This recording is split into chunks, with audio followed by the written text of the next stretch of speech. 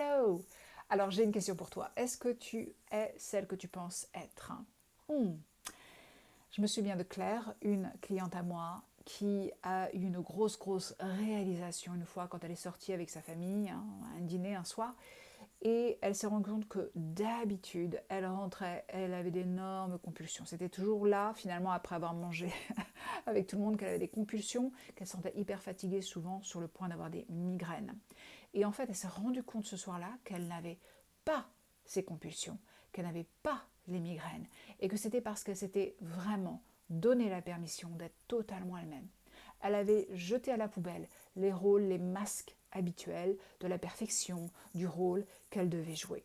Et ça a tout changé. C'est de ça dont je veux te parler parce que c'est le sujet. Révéler ton moi authentique en dessous des masques, des rôles que tu joues. Donc moi je suis Marielle, Alix, mais Marielle c'est mon petit nom. Je suis coach transformationnel holistique et donc dans mes accompagnements j'aide les femmes à se libérer, eh bien, soit de leurs symptômes psychosomatiques ou de leur fringale ou tout simplement de leur mal-être. On fait un gros travail intérieur pour aller à la source de pourquoi, comment on a développé des problèmes ou un mal-être à la base par l'hypnothérapie. Et ensuite, j'accompagne pour faire la transformation, les choses nécessaires pour la transformation intérieure. Et donc, tu vois, aujourd'hui dans notre sujet, c'est vraiment ça, s'aligner, être le moi authentique. Parce que si tu as, que ce soit des problèmes psychosomatiques ou des fringales ou un mal-être psychique, c'est qu'en fait, tu n'es pas aligné et qu'il y a un moi authentique qui cherche à sortir. Et donc moi, personnellement, je me souviens comme ça avait été une sorte de grand, quelque part un choc, une ouverture de comprendre que, waouh, en effet, j'étais plus que ma personnalité. Et tu le sais, dans notre société, on parle à partir de notre personnalité.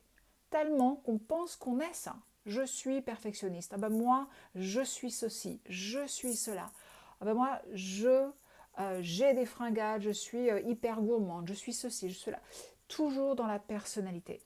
Et en fait, la personnalité, elle s'est développée à un moment de ton enfance, quand tu étais en train de te programmer. Tu n'as pas le choix. De 0 à 7-8 ans, tu es une sorte de machine à apprendre, une sorte de programming ambulant. Tu n'as pas le choix. Dans le chaos finalement qu'est la vie quand tu viens au monde, tu dois apprendre rapidement. Donc tes ondes, elles sont les ondes de l'hypnose. Et tu apprends. Tu apprends par ce que qu'on te dit et par ce que tu vis autour de toi. Ce que ta maman vit, ce que ton papa, tout ton environnement. Et tu arrives à des conclusions très rapides par rapport à ce que l'on dit. Parce que ton rôle pour ton cerveau, c'est d'être aimé, connecté, d'appartenir. À partir de ça, tu as des chances de survie. Toujours câblé en nous.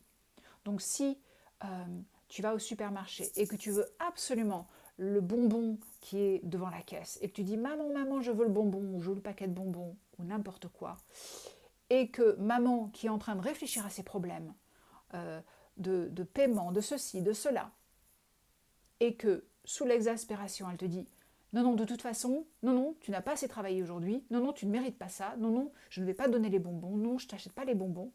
En fait, la seule chose que tu vas retenir, c'est pas bah, tiens, maman, elle est fatiguée, maman, elle n'a pas l'argent. Non, tu vas entendre je ne mérite pas.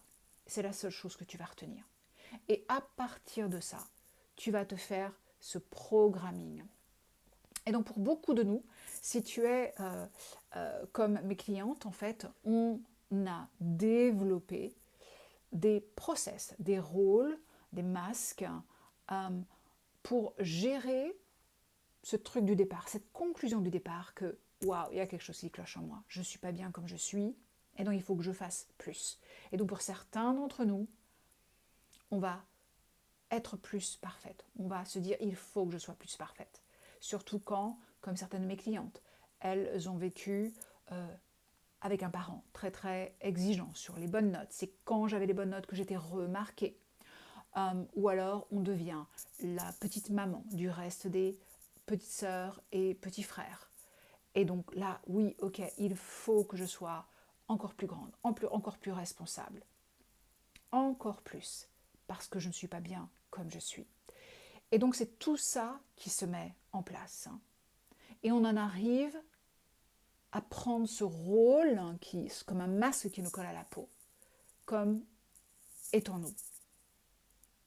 Je suis feignante ou je suis une grosse travailleuse. Je suis ceci ou je suis cela. Mais en fait, ton moi authentique, il a tout. Et tu as surtout la puissance en toi. Et tu as surtout le moi authentique qui sait qu'il n'y a rien à changer. Tu as une valeur intégrale. Et donc, c'est tout ce programme, ce cheminement que je t'invite à faire, parce que si tu es ici, c'est que probablement tu as une sorte de douleur.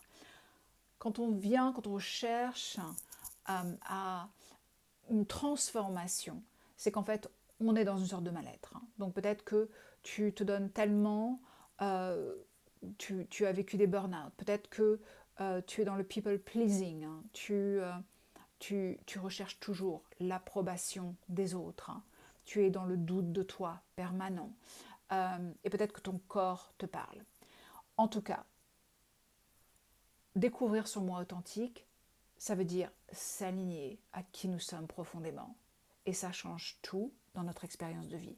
Donc ça veut dire quoi, la transformation? Qu'est-ce qui est nécessaire pour une grande transformation? Pour dire oui à son vrai soi. Donc ça veut dire s'engager, s'investir, parce qu'on comprend que ça y est, finalement il n'y a rien de plus important. Il n'y a rien de plus important parce qu'à partir du moment où je m'aligne à mon moi authentique, eh bien là ma vie va être différente. Mon corps va être différent, mon expérience va être différente. Je me mets au centre de ma vie, comme j'aime à le dire, on se met au centre de son film à soi, on devient le rôle principal. Et je mets tout autour de moi, finalement, les personnes qui vont me soutenir dans mon rôle principal. Je cherche à être soutenue dans cette étape de transformation. On va se dire oui, deuxième chose, on va se dire oui radicalement, inconditionnellement. Donc tu vois, pour la plupart de mes clientes, je me souviens d'une de mes clientes qui dit bah oui, ok, ma valeur c'est quoi? C'est ma zone de génie? Mais non, en fait, tu n'as même pas besoin d'avoir une zone de génie pour avoir ta valeur. Ta valeur, elle est là, elle est intrinsèque. Le dire mentalement, je comprends. C'est on le sent pas tellement.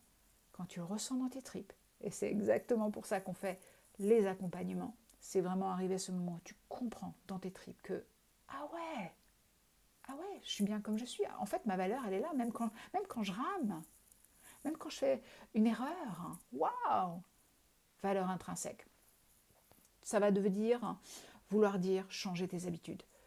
Tes habitudes, tes comportements, ils viennent toujours après des pensées, tes croyances. Ce sont tes croyances qui déclenchent tout. Et donc pour changer tes habitudes, pour prendre des comportements qui sont aidants, qui sont alignés à ton moi authentique, il va falloir te libérer de ces croyances limitantes. On utilise là l'hypnothérapie transformationnelle ou le coaching transformationnel pour littéralement se libérer de ça. On va comprendre ce qui se joue derrière nos autosabotages. Parce qu'en fait, l'autosabotage est un moment super important. C'est souvent un des moments où on va comprendre quelque chose, vraiment une pépite de soi. Boum, dans les tripes. Waouh! Et les autosabotages, tu sais, c'est normal, c'est naturel. C'est la marée haute qui va ensuite passer par une marée basse. C'est le cycle de la vie. Mais c'est précieux. C'est là où on a nos plus grandes insights dans nos accompagnements. Et tu apprends à accueillir. Pas à travailler plus, mais à accueillir. Et là, waouh, tu comprends des choses sur toi. Tu vas apprendre, et tu dois apprendre à fixer tes limites. Les limites de ton espace personnel, de ta bulle personnelle. C'est à toi de la décréter. Et le monde autour de toi va être le reflet de toi, de ta relation à toi et de ta relation à ton espace personnel. C'est à toi de prendre ta place, littéralement, et à apprendre à poser les limites. Et je sais que pour nous, les overgivers, les people pleasers, quand on a tendance à donner beaucoup à l'autre, à être les sauveurs, c'est difficile au début. C'est difficile au début. On apprend ça pas à pas, tellement, tellement important. Je suis importante. Donc si tout ça, ça te parle, si quelque part tu entends des sortes de murmures de ton âme qui dit oui, je veux être moi authentiquement, je sais qu'il y a un moi authentique qui rêve de sortir Je sais que mes symptômes ou mon mal-être, vraiment c'est le signe de mon misalignement. Bien si tu sens tout ça et que tu veux m'en parler, ben écoute, tu m'en parles en message privé ou tu réponds à cette newsletter, hein, et puis échangeons sur ce qui se passe pour toi, le potentiel que tu penses se cache et les grands freins aussi que tu ressens en toi et de quoi tu veux, enfin qu'est-ce que tu veux lâcher et qu'est-ce que tu veux, à quoi tu veux dire oui en fait, c'est ça. Parle-moi, échangeons et si je pense que mes accompagnements peuvent t'aider, eh bien on pourra avoir une séance découverte et discuter de tout ça et voir si mes accompagnements sont juste le ticket pour ta transformation à toi, step by step. Ok, je te dis à très vite, ciao.